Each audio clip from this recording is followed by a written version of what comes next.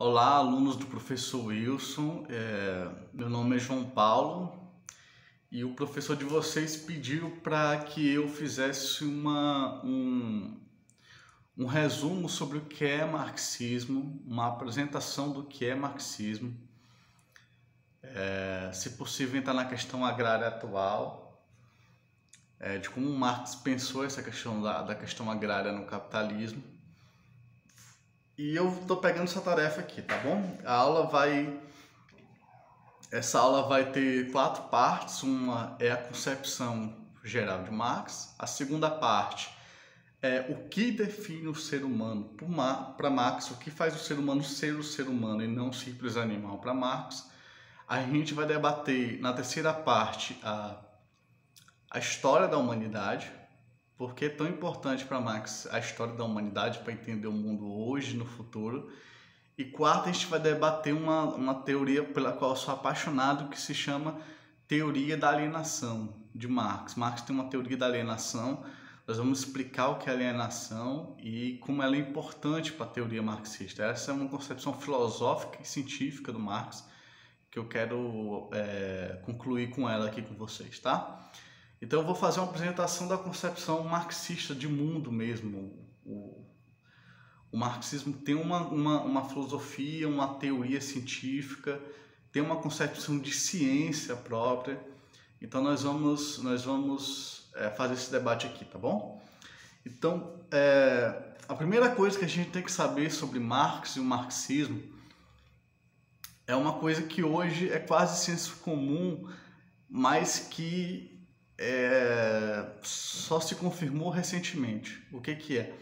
Para Marx, tudo é história.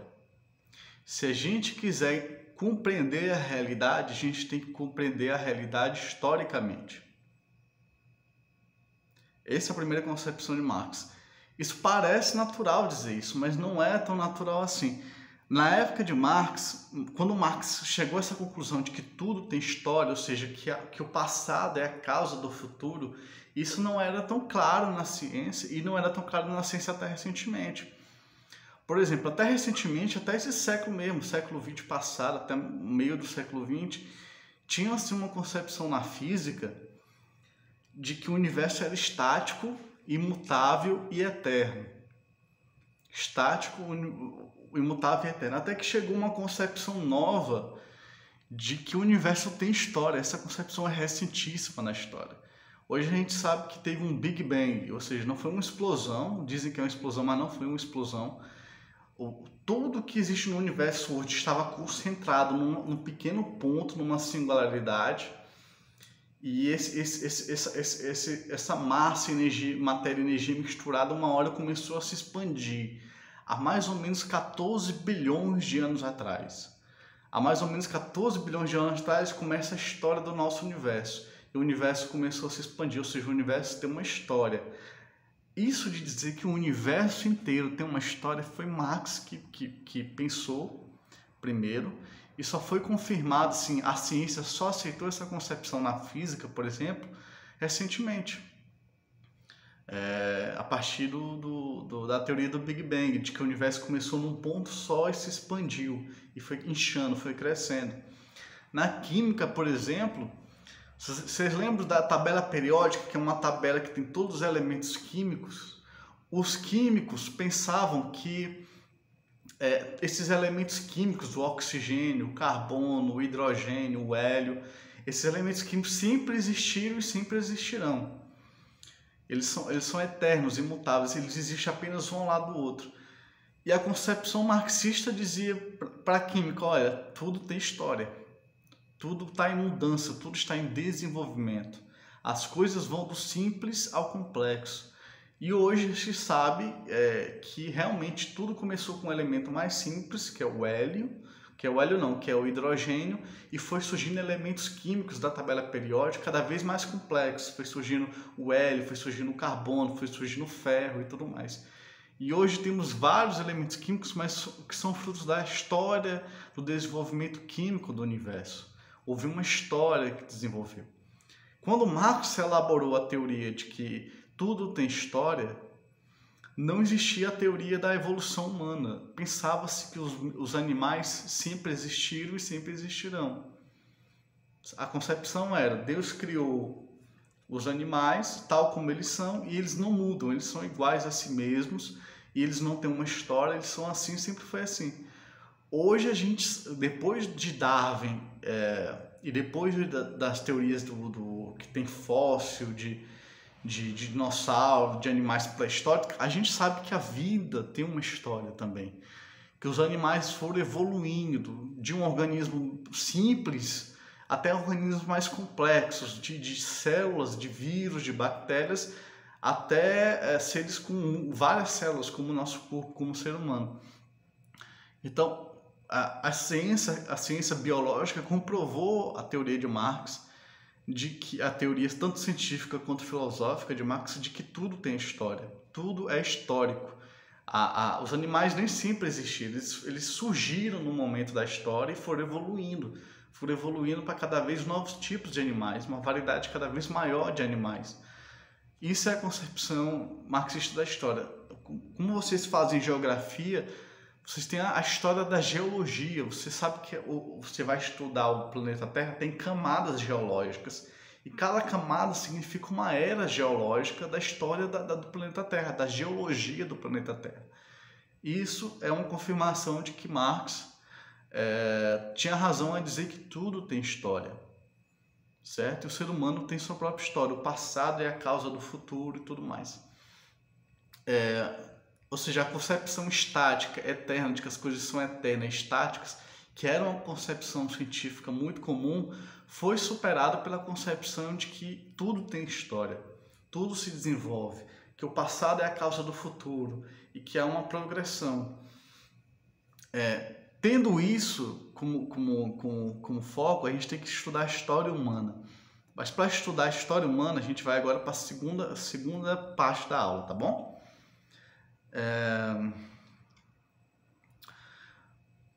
O que define o ser humano? O que caracteriza essencialmente o ser humano? Você pode dizer, não, o ser humano define pela cultura, mas algo precisa existir para existir a cultura. Outros dizem que o ser humano ele é o que é porque ele tem linguagem, mas ele necessitou desenvolver isso para necessitar falar. Ele necessitou falar para poder falar. Então não pode ser a linguagem o que diferencia o ser humano, a linguagem complexa. Todos os animais têm linguagem, né? Os animais complexos têm linguagem, mas a linguagem humana é mais complexa. O que define o ser humano como ser humano? Marx vai dizer o trabalho. Se você caçar a origem da ciência, a origem da linguagem, a origem da vida em comunidade, a vida em sociedade, a origem das diferentes características do ser humano, todos eles dizem que o trabalho é o que funda o ser humano.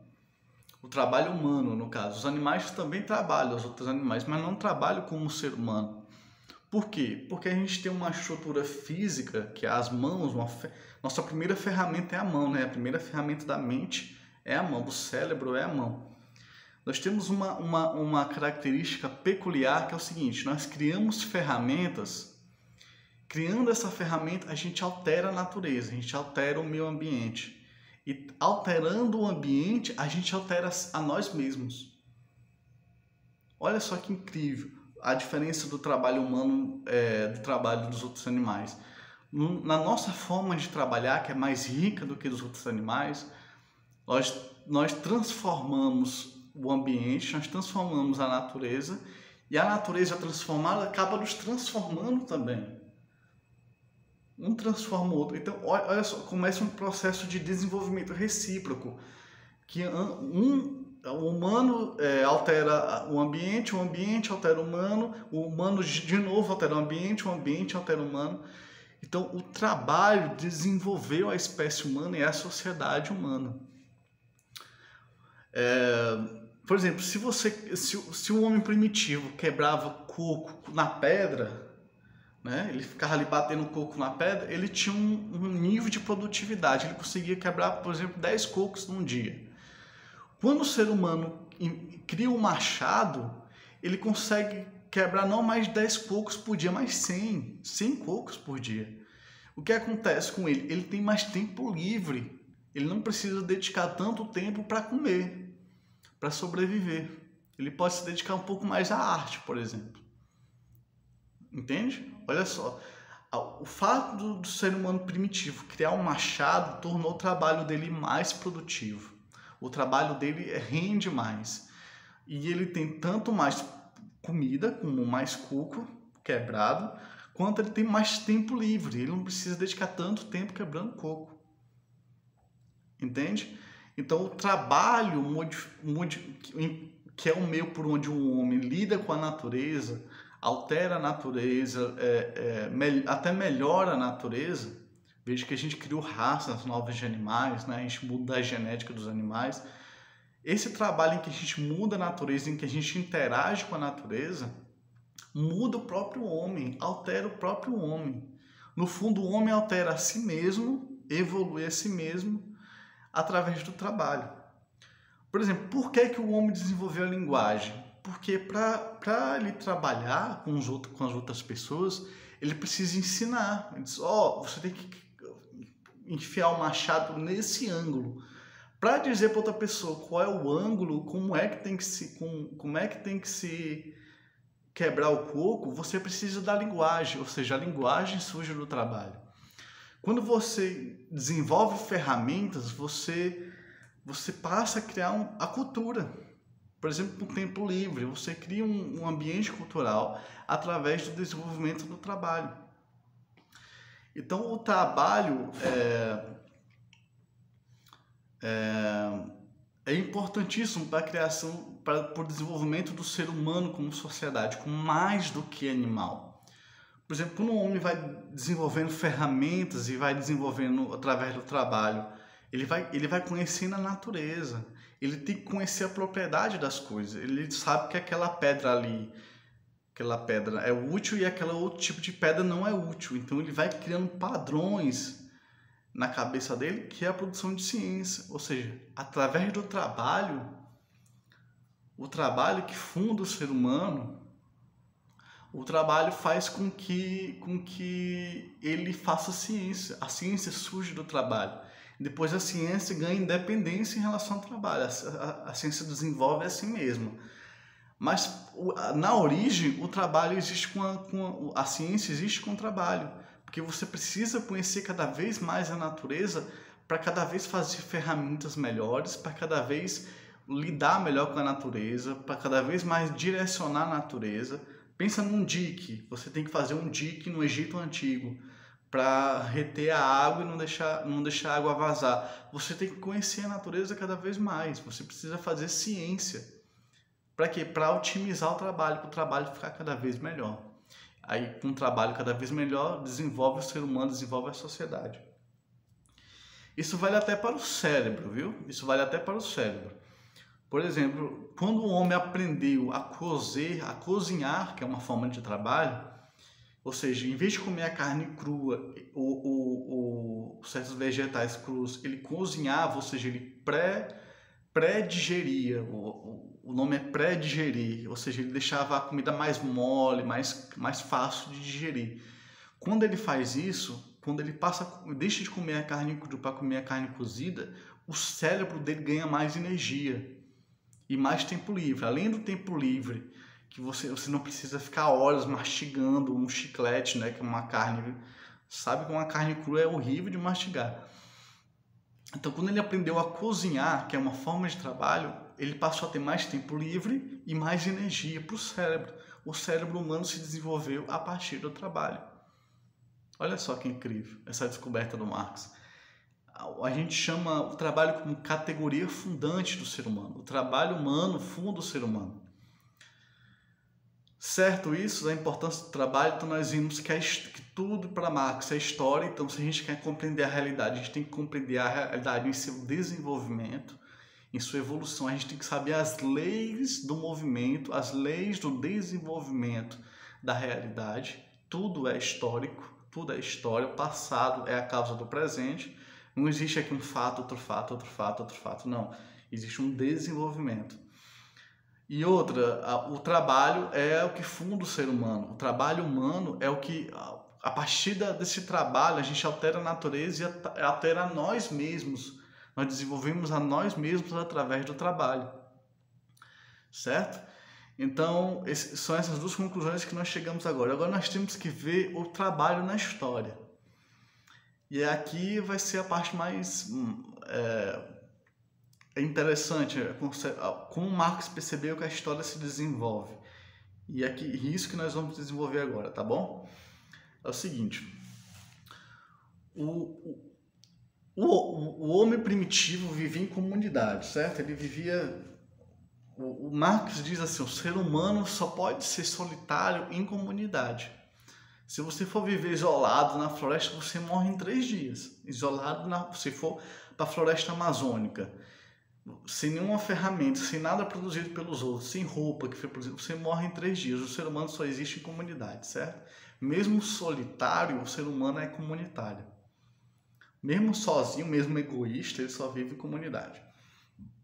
Pois bem, o ser humano, a primeira forma de sociedade é a sociedade primitiva.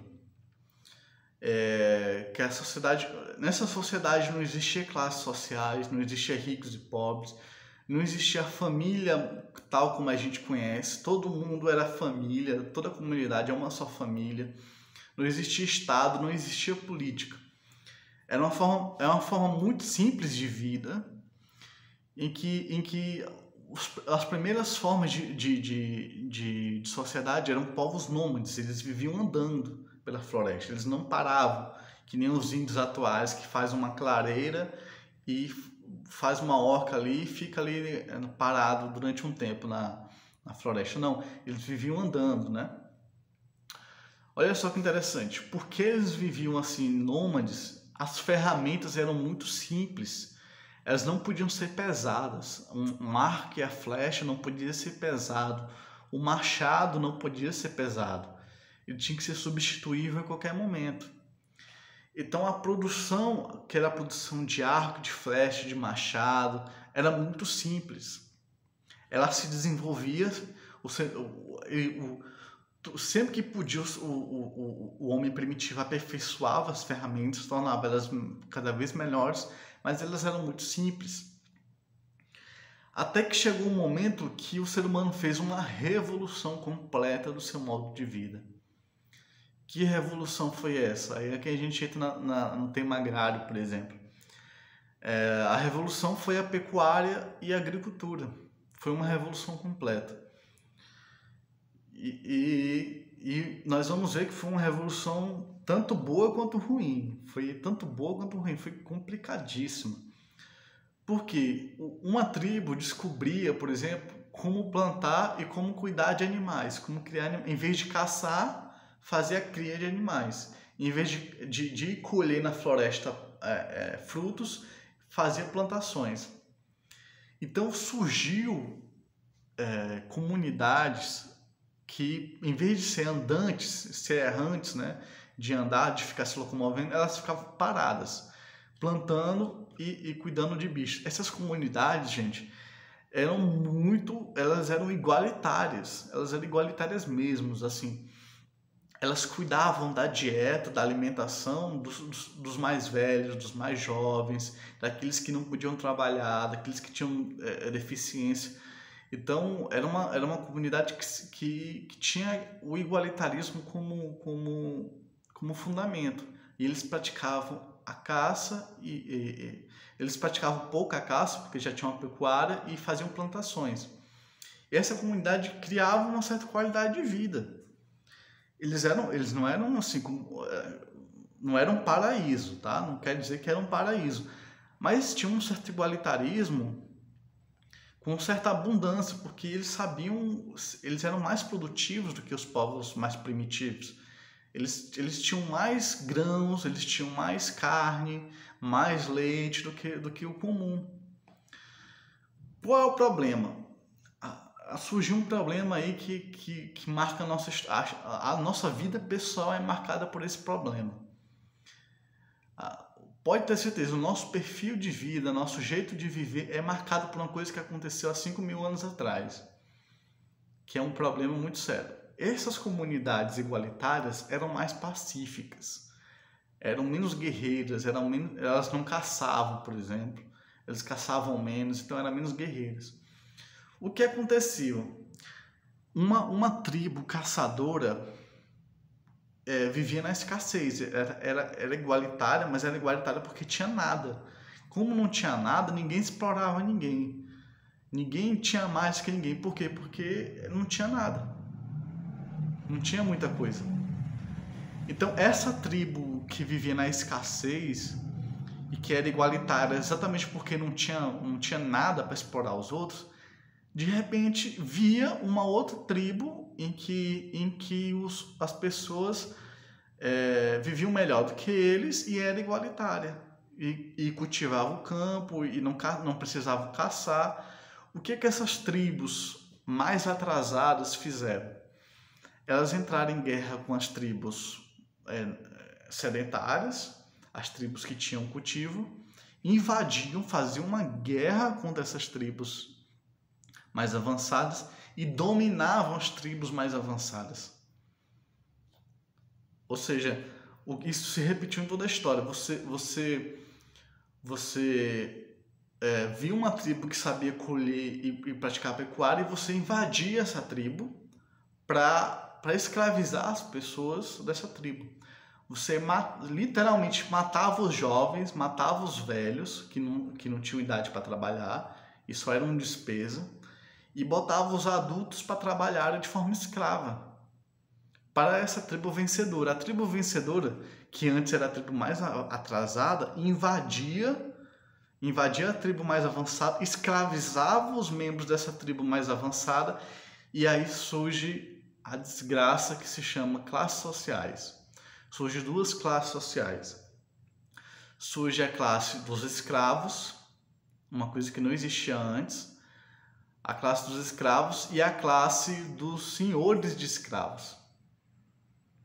Isso muda tudo. O povo que invadiu o outro povo se torna senhor de escravos, se torna a classe dominante. Então surgem algumas coisas que não existiam antes na humanidade. Primeiro, surge o senhor de escravo, surge as classes, o senhor de escravo e os escravos. Um povo foi transformado de escravo e outro povo foi transformado de senhor de escravo. Por que eu estou insistindo nisso? Porque isso muda tudo. Muda tudo, literalmente. Primeiro, surge uma coisa que não existia, as classes sociais. Eu quero destacar para vocês que as classes sociais passaram a existir porque passou a existir alguma abundância. Não era uma abundância geral, não existia, não dava para todo mundo viver super bem, mas dava para uns viverem mal e outros viverem bem. Uns viverem comendo com a dieta muito pobre e outros vivendo melhor. Então surge a classe dominante. Ora, tem um problema aí. O escravo, ele não aceita ser escravo, ele se revolta. Entende? Ele se revolta o tempo todo, sempre que ele pode, ele se revolta. Tem um problema. O escravo se revolta. 2, você precisa de mais escravos, ou seja, você precisa invadir outras tribos, para poder ter mais escravos. Ter mais escravos.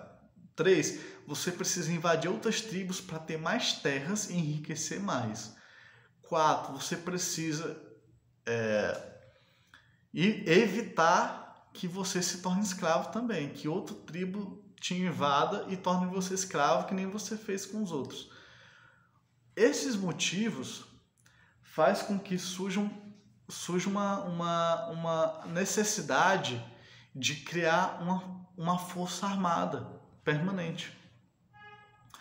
Então, a necessidade de controlar escravos, acabar com as revoltas dos escravos, a necessidade de ter mais terras, a necessidade de invadir outras tribos para ter mais escravos ainda, fizeram com que os senhores de escravos se reunissem e dissessem assim: é o seguinte, nós precisamos de uma força armada regular, nós precisamos de um exército. Então, olha só o que aconteceu. Uma parte do que do que o escravo produzia, dos produtos, dos alimentos que o escravo produzia, ia para o senhor de escravo, né? Para ele, para o dono da terra. Mas outra parte ia para o Estado. Assim surge o Estado.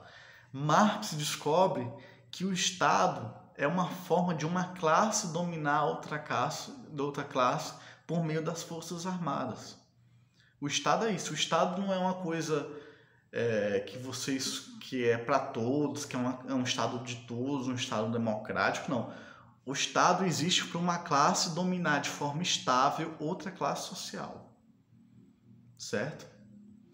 O Estado existe para uma classe dominar outra classe, e isso se mostra na origem do Estado. O Estado surgiu porque era preciso recolher impostos, ou seja, era preciso recolher uma parte do que os próprios escravos produziam para poder alimentar soldados, alimentar os colhedores de impostos, aqueles que colhiam os impostos.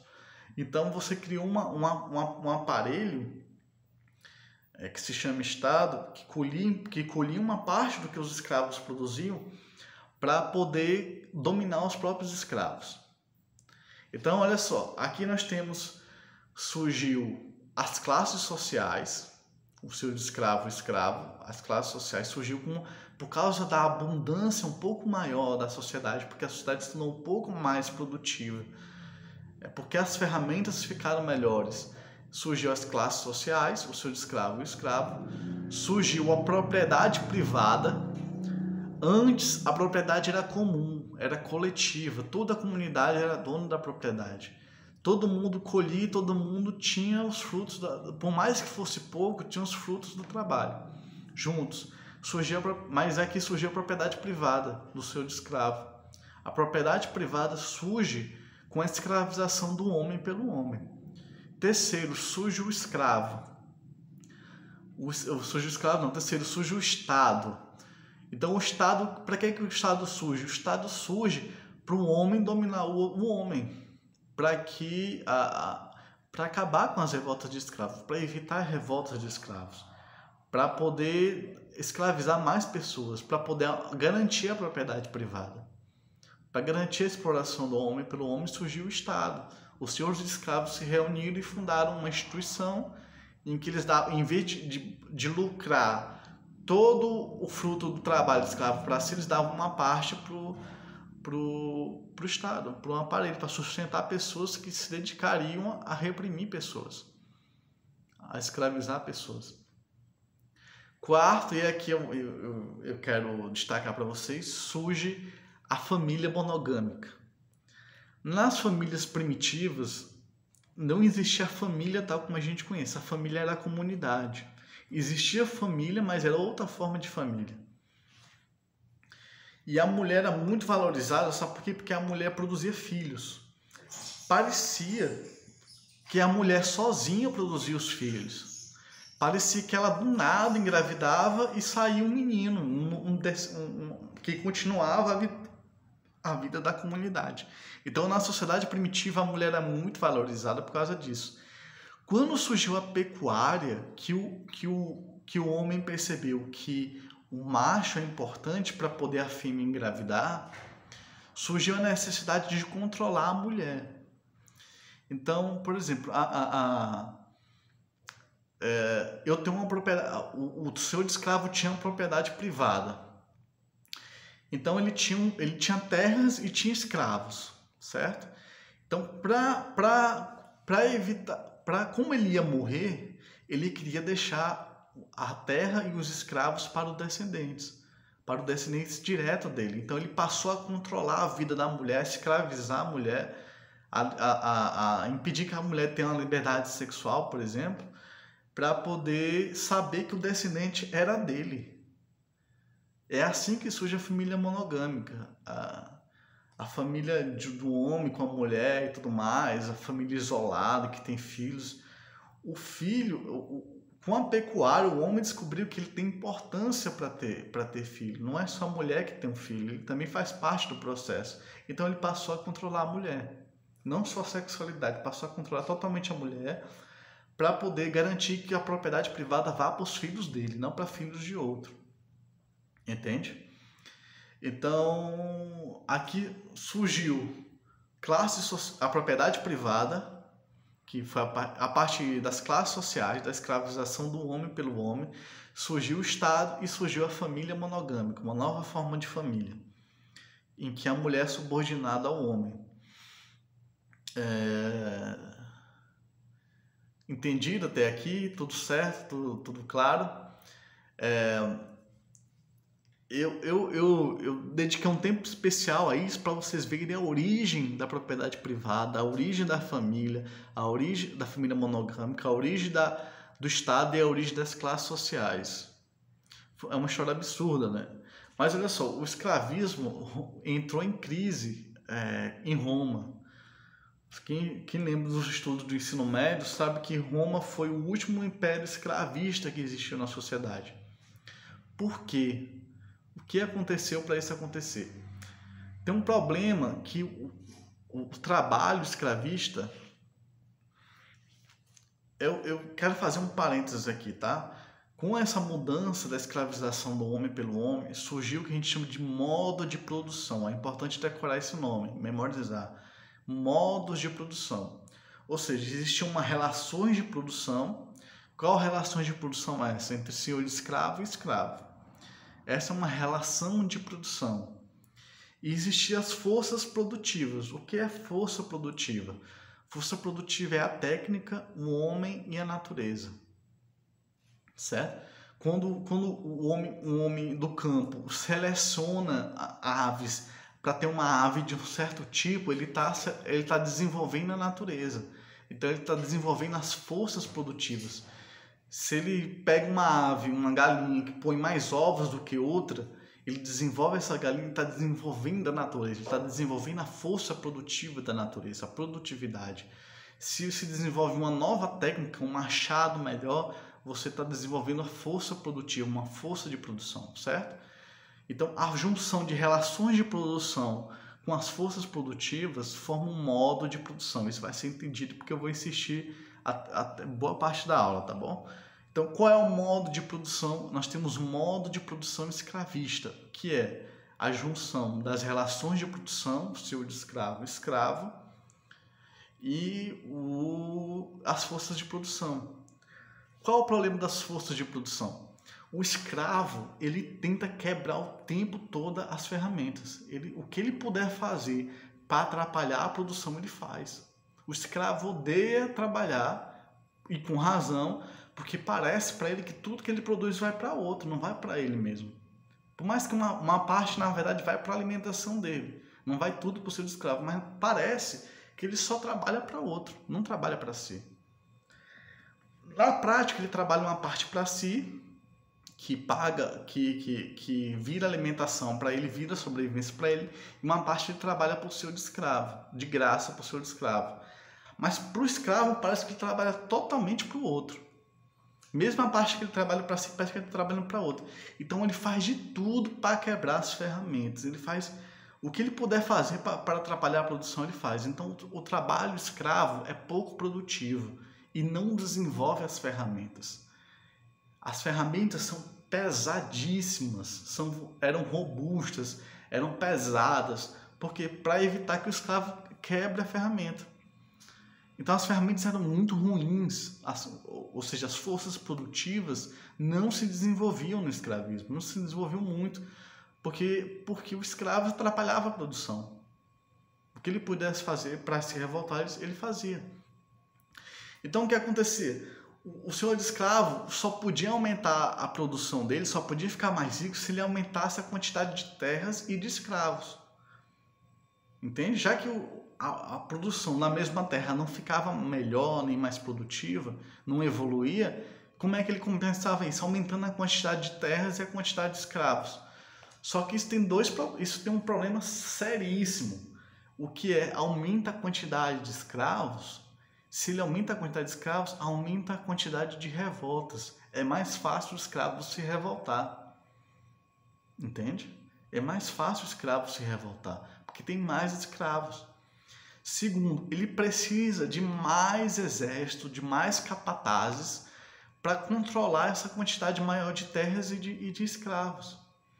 Essa quantidade maior de terras e de escravos obriga mais imposto, obriga a consumir mais do produto dos escravos com capatazes.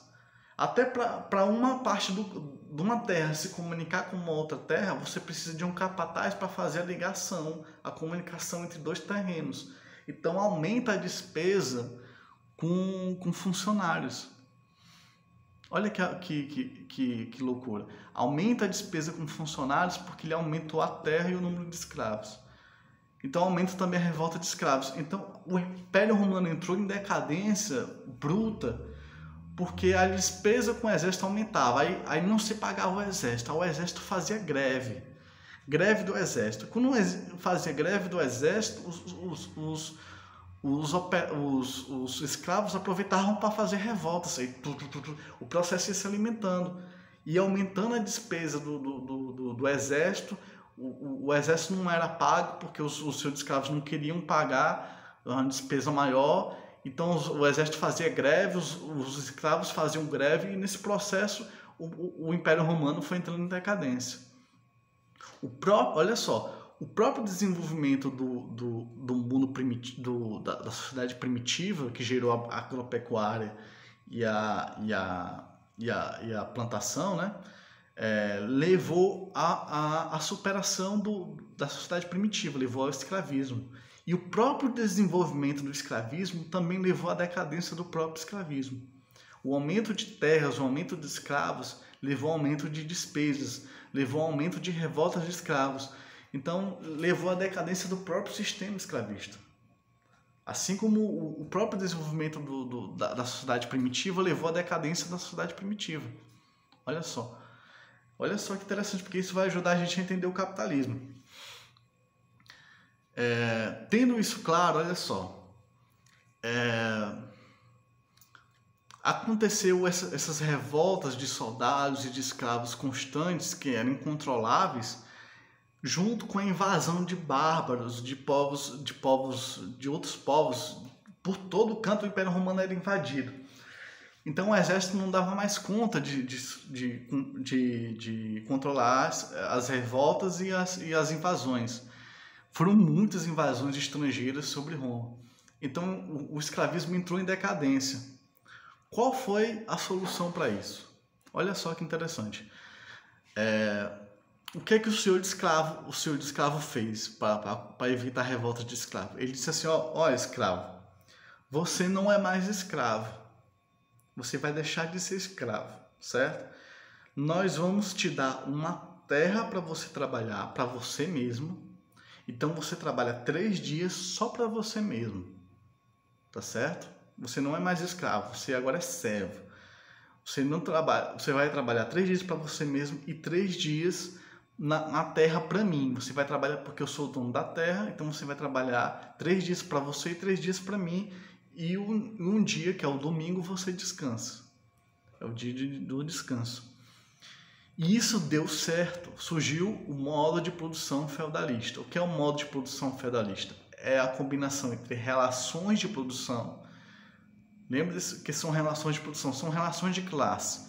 Então você tem a classe do senhor de escravo e a classe do servo. Não é mais escravo. Então o servo trabalhava uma parte para si, 3 dias para si, numa terra só para si, e 3 dias para o seu escravo, numa terra que é voltada para o seu escravo, para o seu feudal. Então surge uma nova relação social. O problema do escravismo, que era a revolta do escravo, o fato do escravo sabotar a produção, foi resolvido.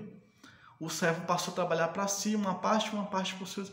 Isso foi uma revolução completa, foi uma nova revolução, porque interessava ao servo, olha só que interessante, interessava ao servo desenvolver as ferramentas e a terra, desenvolver as forças produtivas. Então o servo, se ele podia fazer a galinha ficar mais produtiva, ele fazia. Se ele podia fazer a terra ficar mais rica, ele fazia a terra ficar mais rica. Então as ferramentas foram cada vez melhores, a terra ficou cada vez mais produtiva, os animais ficaram cada vez melhores. Então o problema do escravismo foi resolvido no feudalismo, porque já não era escravo, ele agora era servo, ele trabalhava uma parte para si com as próprias ferramentas, ele tinha ferramentas para dele mesmo. A terra não era dele, mas a ferramenta era dele. Então ele trabalhava uma parte para si e uma parte para o senhor feudal. Então surgiu um modo de produção feudal, em que o que é o modo de produção? São a combinação entre relações de produção, ou seja, senhor feudal e servo, e forças de produção, ou seja, as ferramentas foram melhoradas. A terra foi melhorada, o homem foi melhorado. Aqui a gente já chega à ideia do capitalismo. Porque com a produção feudal cada vez melhor, com os feudos cada vez produzindo mais, sobrava alimento, sobrava produtos. O que fazer com esses produtos que sobravam por causa da produtividade cada vez melhor? O que fazer? Surgiu assim um comércio. Então os feudos passaram a comercializar entre si. Um feudo produzia mais azeite, outro feudo produzia mais pera. Então esse tem pouca pera e aquele tem muito azeite. Então eles trocavam entre si produtos, certo? Então surge uma coisa curiosa, que é o seguinte: a Igreja Católica, os senhores feudais dizem assim, tem gente demais, passou a nascer gente demais. Com a produtividade melhor, com a vida melhorando, as pessoas passaram a ter mais filhos. E o que fez o seu feudal? O seu feudal disse, tem gente demais nos feudos, isso está tirando meu lucro. Então ele pedia para a Igreja Católica para expulsar alguns homens do feudo. Então algumas pessoas eram expulsas do feudo para o seu feudal lucrar mais, certo?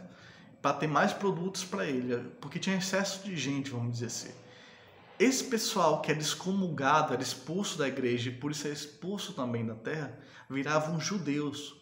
Eles queriam continuar acreditando em Deus, ser ateu não era uma opção para eles naquela época.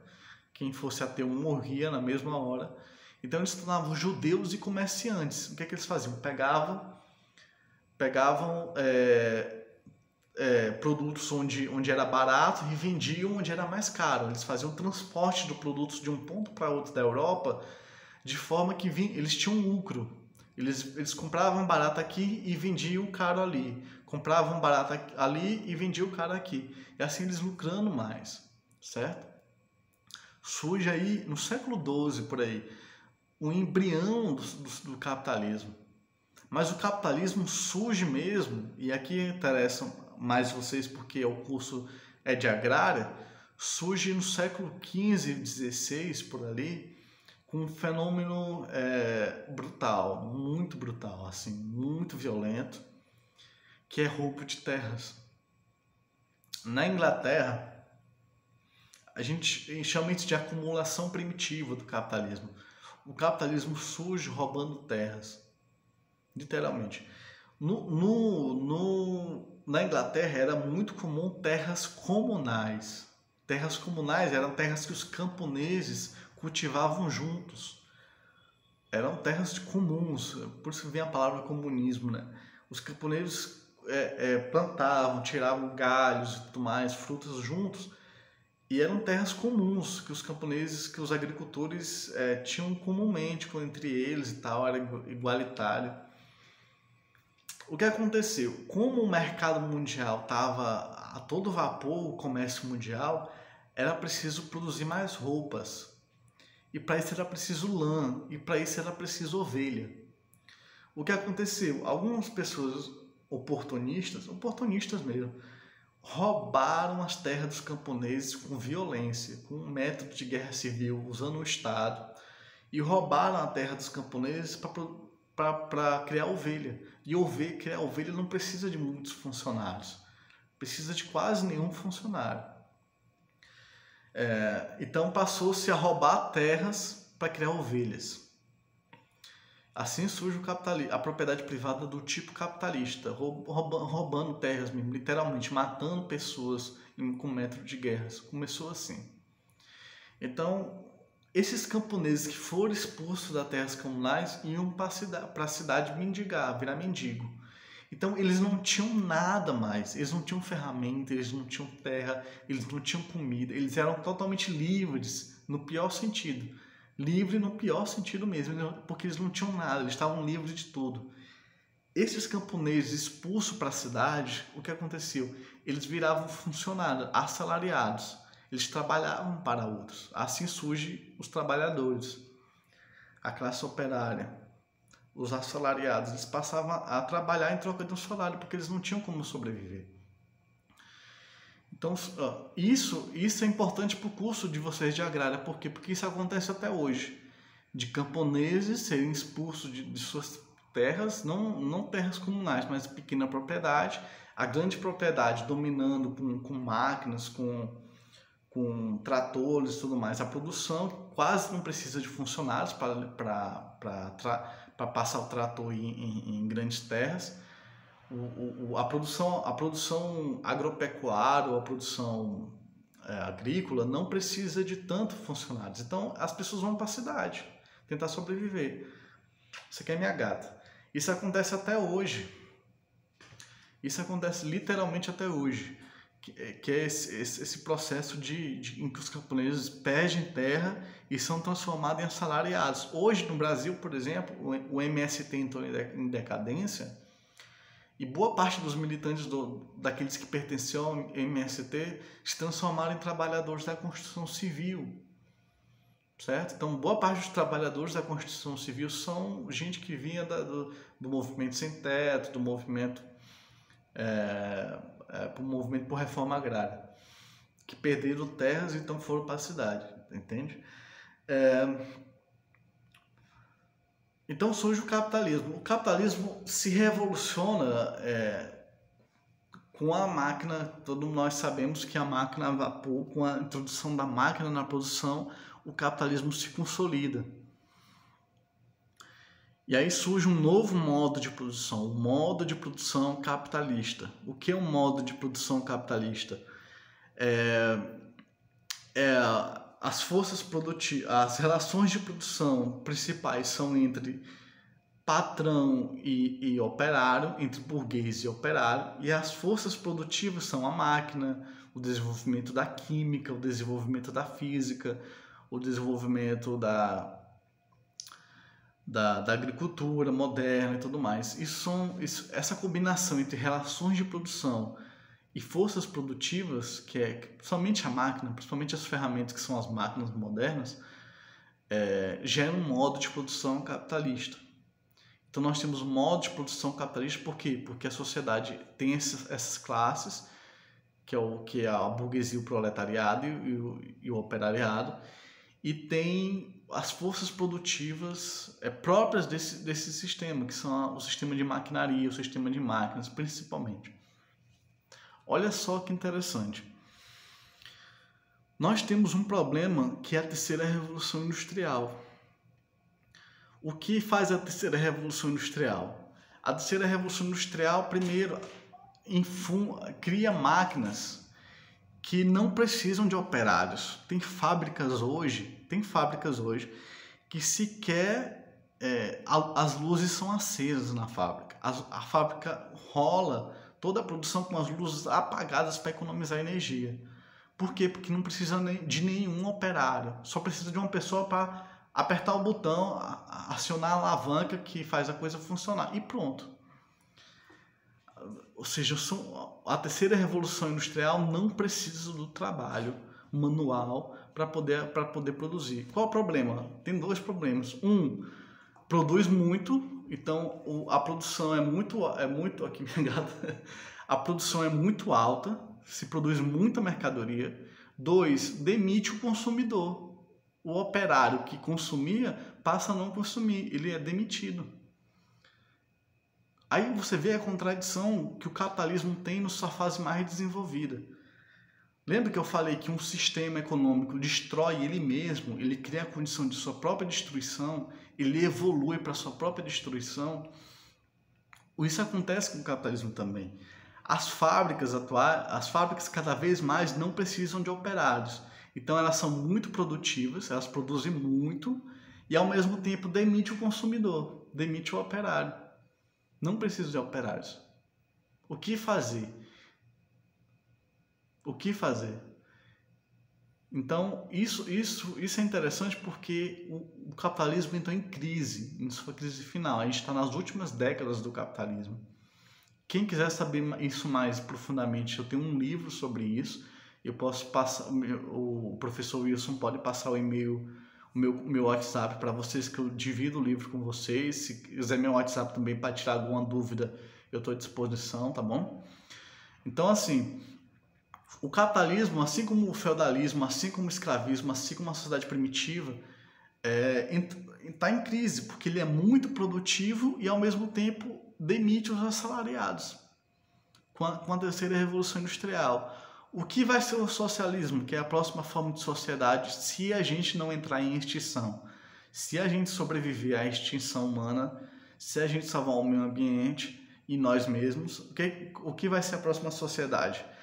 Vai ser as máquinas trabalhando com trabalho manual, as máquinas vão trabalhar no nosso lugar, a gente vai consumir os frutos que a máquina produziu e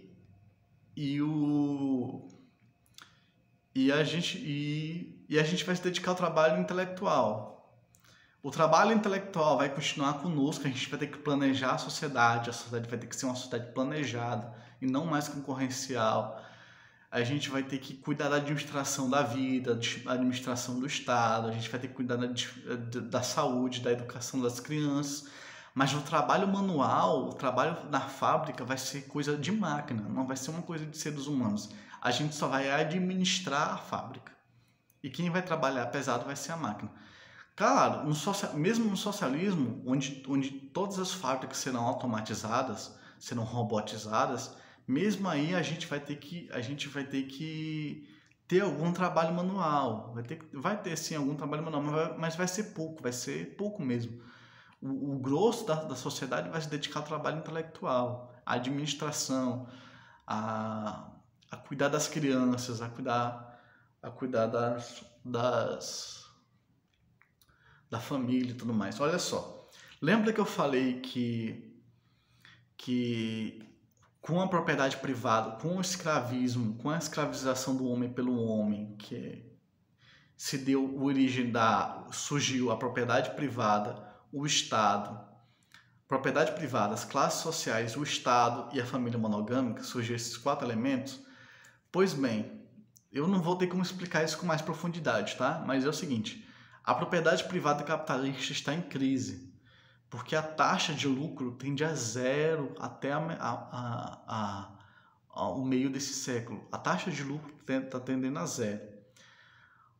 O Estado está em crise, porque o Estado está endividado. Os Estados estão cada vez mais se endividando, por exemplo, para poder sustentar o capitalismo em crise. Desde 2008, a dívida dos Estados está explosiva, a dívida estatal. As classes sociais estão em crise. Por exemplo, a fábrica automatizada, a fábrica robotizada não precisa de operários. E a família monogâmica também está em crise. Lembra, hoje a mulher pode trair, vamos dizer assim, trair tanto quanto um homem traía antes. A mulher pode ter amante, pode ter mais de um namorado. A forma de família atual está em crise. Então a gente vai ter que fundar uma nova forma de família, mais equilibrada, que não gere traumas nas crianças, que seja mais comunitária. Então, os 4 elementos da sociedade de classes, o Estado, a propriedade privada, as classes sociais, a família, o Estado e a família monogâmica, esses 4 elementos estão em crise hoje. Os 4 estão em crise. No meu livro eu chamo de crise sistêmica. Ou seja, nós estamos caminhando para o fim dessa sociedade capitalista, dessa forma de exploração do homem pelo homem. A exploração do homem pelo homem está chegando ao fim, se a gente não for extinto, tá bom? Se a gente não for extinto. Veja que do escravismo para o feudalismo, para o capitalismo, para o socialismo, houve um aumento da produtividade. A gente foi cada vez mais produtivo. Ou seja, no primitivo, no escravismo, no feudalismo, no capitalismo, no socialismo, a produção foi cada vez maior.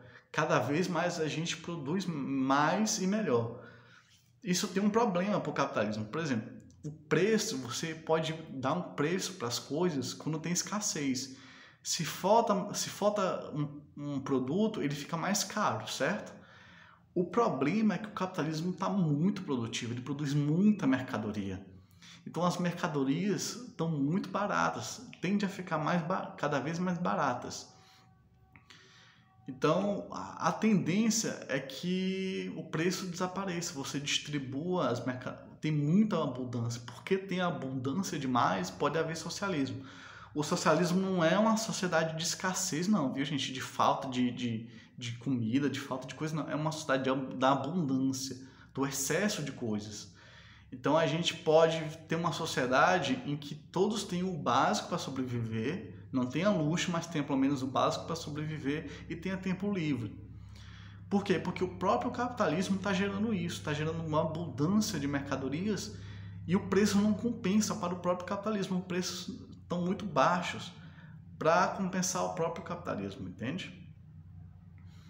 Fiz esse resumão, eu estou sendo muito telegráfico aqui, fiz esse resumão, mas o que eu quero dizer, eu quero concluir essa parte, encerrou essa parte e vamos para a última parte, tá bom, do curso, que é a teoria da alienação.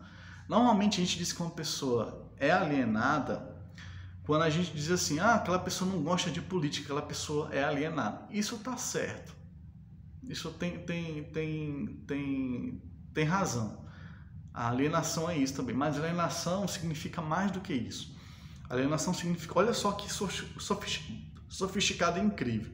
Vocês já assistiram Matrix, o filme Matrix? O filme Matrix é o seguinte, o homem gera máquinas tão inteligentes que as máquinas passam a escravizar o homem. É interessante o filme, as máquinas escravizam o ser humano na Matrix. E Matrix foi inspirado no marxismo mesmo. Tá passando aqui o trem, então espera só um segundinho, tá?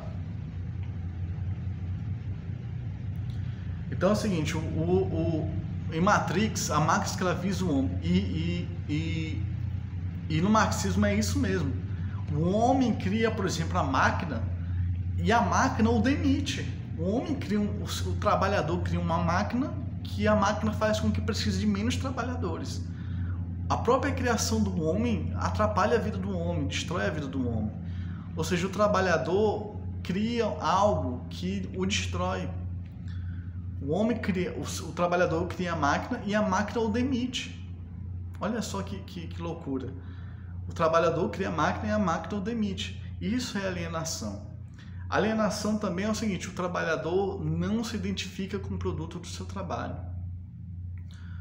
O trabalhador cria o produto, o operário cria o produto, mas ele não sente que pertence a ele. Não é dele o produto do trabalho, ele nem sente que seja dele. Pertence ao patrão. Então ele não se identifica com aquilo que ele mesmo criou. Certo? Olha só que interessante essa teoria, eu sou apaixonado por essa teoria. Olha só, ele diz assim, ó, o criador cria a criatura, mas a criatura domina o criador. A criatura domina o criador, certo? Por exemplo, no fundo, é as nossas relações sociais que criam o dinheiro. Mas olha, essa coisa que é o dinheiro domina o ser humano. Nós pensamos todo dia em dinheiro, nós pensamos quase o tempo todo em dinheiro. Nós medimos as coisas em função do dinheiro. Então o ser humano as relações humanas criam o dinheiro, mas o dinheiro domina o ser humano. Aquilo que foi criação nossa passou a nos dominar.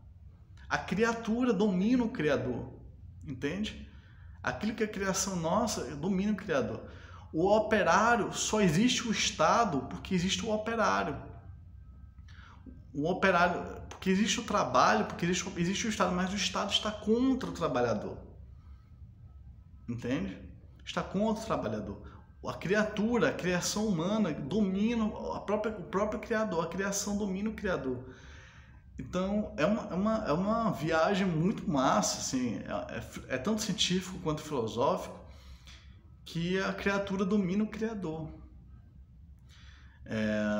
Então, a criação do próprio homem domina o próprio homem. A máquina domina o homem, não o homem domina a máquina na fábrica. Ou na Matrix, que é o filme que é muito bom, eu recomendo assistir, quem não assistiu. Então, o homem é dominado pela sua própria criação, entende? É isso, o vídeo ficou 1 hora, então eu não posso mais continuar. Ficou muito longo, eu não posso mais continuar. Espero que vocês tenham gostado, que vocês tenham aberto uma curiosidade sobre o marxismo. E eu quero só deixar um destaque aqui. Assim como o senhor de escravo trabalha uma parte para... O senhor de escravo não, o escravo trabalha uma parte para si, uma parte para o senhor de escravo, o servo no feudalismo trabalha uma parte para si e uma parte para o senhor feudal. O operário também trabalha uma parte para si e uma parte para o patrão. Gera-se uma ilusão de que o trabalhador recebe um salário de acordo com o seu trabalho, mas essa não é a verdade. A verdade é que existe o que a gente chama de mais-valia ou mais-valor, ou seja, o trabalhador trabalha uma parte para si, para pagar o próprio salário, ele paga o próprio salário, e uma parte para o patrão, ele trabalha de graça para o patrão. E nisso há a dominação social, certo? Esse roubo é um roubo mesmo, porque a gente viu que o capitalismo começou com roubo, começou com escravos aqui na América, no Brasil, com escravidão aqui no Brasil, e com roubo de terra lá na Inglaterra, certo? Roubou as terras comunais na Inglaterra. Então, o capitalismo é um roubo, o lucro é um roubo, é uma forma de roubar. O trabalhador trabalha uma parte para si e uma parte para o patrão de graça, assim como o escravo e o servo trabalhavam de graça para o senhor de escravo e para o senhor feudal, tá bom? É isso, até mais, espero que a gente se reencontre. Se tiver alguma dúvida ou quiser acesso ao meu livro, pede meu contato para o professor Wilson, tá bom? Até mais.